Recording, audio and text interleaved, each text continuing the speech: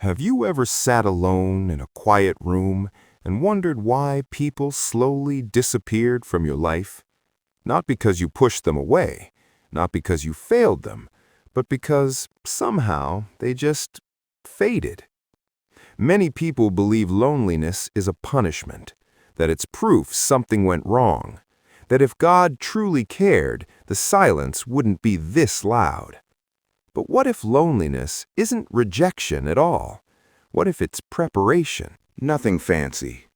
Wooden walls, a modest roof, and a table worn smooth by years of shared meals. But the house felt full. She lived with her husband, a steady man who worked hard and laughed easily, and their son, whose curiosity filled every corner of the home. They prayed together.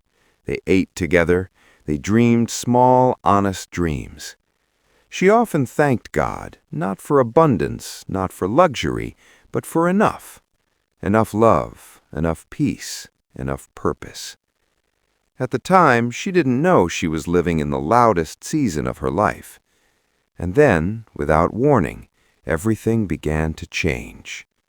The sickness didn't arrive dramatically. The silence hurt, but it wasn't empty. It felt watched, held, and that's when the real loneliness began. Time moved forward, but her body moved slower. Her hands trembled when she worked. Her back bent beneath years of effort. Still, each morning she rose before the sun. She washed her face. She folded her hands. She thanked God, not for tomorrow, but for that single day. When her son grew older, he left for the city, chasing opportunity in noise. At first, he returned often, filling the house with stories and laughter. But visits shortened, then spaced out, then stopped. She learned the sound of eating alone, the rhythm of wind outside her window, the weight of evening. She only smiled and said, "Loneliness is not empty when God is present."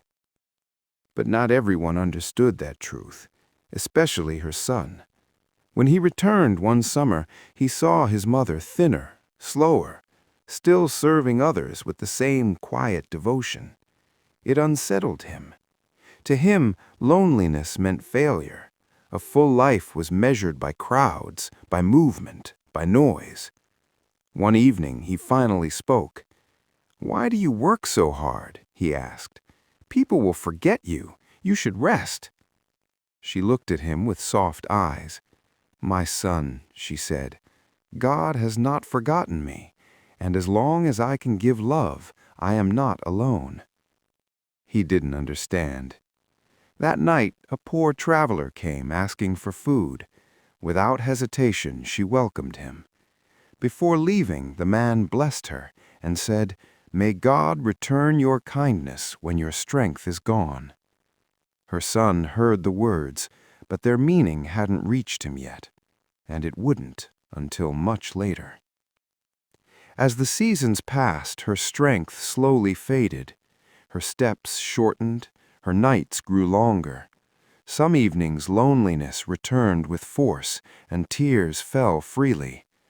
But instead of growing bitter, her prayers grew deeper. She trusted that something unseen was being shaped inside her. Then one winter she became very ill. She could no longer stand, no longer cook, no longer serve. When the villagers heard, something unexpected happened. People came from every